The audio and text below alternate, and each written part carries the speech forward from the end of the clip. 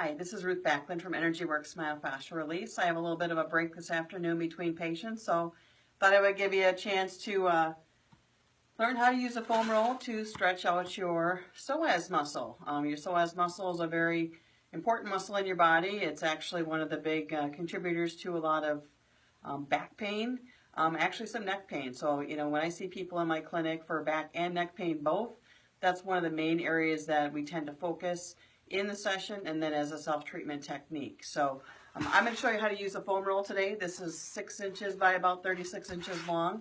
It can be a little bit shorter for this particular stretching technique, but this is a good size to have for some other things that we use as well for self-treatment. So I'm going to show you, let's see where my Waldo is here.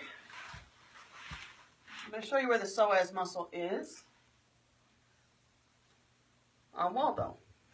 So your psoas muscle is this big long muscle here. It attaches way up underneath your ribs, comes all the way down through your groin and attaches below your pelvis here. So the area that we want to stretch is really pretty much about right here. It tends to shorten because we sit a lot, and it's just an area that causes a lot of issues for us. If it tends to shorten because we sit all the time at the office, or we've had some surgical scars, so that's causing some restrictions or tightening down, what happens a lot of times too is that we get pulled forward, we get this lordotic posture that makes your stomach pop out, and it also rotates your pelvis. So this is one area that's really key to working on from a self-treatment technique if you've got back pain or neck pain.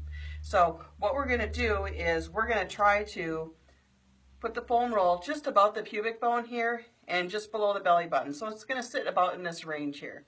And you don't want to put it on the bone for obvious reasons, right? It's not going to be too comfortable. You're going to know if you're on it.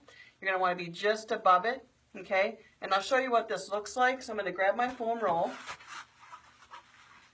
So we're basically going to lay it on it in this fashion. So I'm going to get down on the floor. I'll get Waldo out of the way here.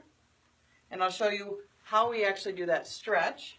Now with myofascial stretches, time is important. With a lot of exercises that we have today, stretching out from a workout routine or whatever, that's a very different kind of stretch than the myofascial stretching.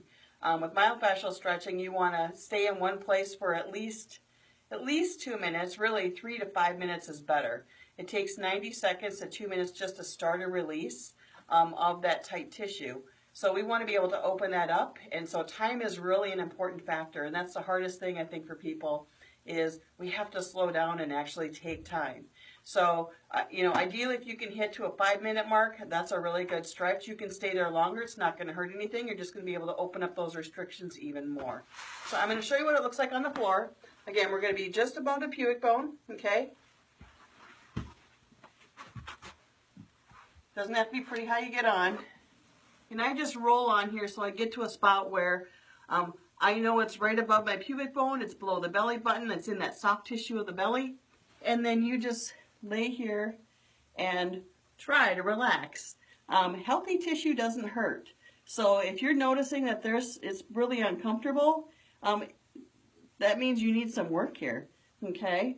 So again, you want to stay here at least 2 minutes just to get that release going, but really you want to stay here for 3 to 5 minutes. Now I'm not going to make you stay here and watch me for 5 minutes because you'll fall asleep. It's not like you're watching that cute little baby sleep and, that's your adorable grandchildren kind of thing. I don't quite fit in that competition, but so what you want to do though is, again, you just want to lay here for a period of time. And again, if you can hit that 5-minute mark, that's even better. But you want to soften, as the longer you stay here, you'll notice that, the tenderness that you're experiencing is actually going to change. It's going to soften a little bit. It's not going to be quite as intense. Now, if it's just way too uncomfortable that you can't stay here, there are alternate ways to actually do this.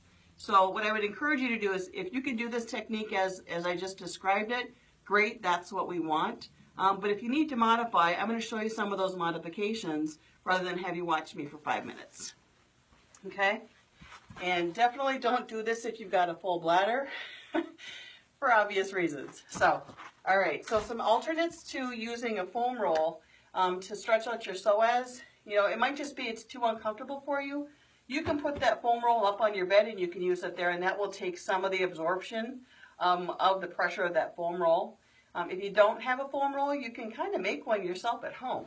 And that's what I want to show you as well. And it's also a smaller version of a foam roll that you can still work on your psoas muscle. So this is not a rolling pin that you would have at home, but that's what I would encourage you to use if you have something like that, or some kind of swim noodle or something like that that's a little bit bigger. But what I would do is I would take your rolling pin and a pillow, okay, just a thin pillow, and you're going to want to roll it like this, okay. So I have an equivalent of a foam roll, but it's a lot softer. And then the same kind of thing. You can lay on it in that same location. You're still getting access to the psoas muscle, but if it's super tight, this might be a safe alternative for you where it isn't going to be quite as intense, okay?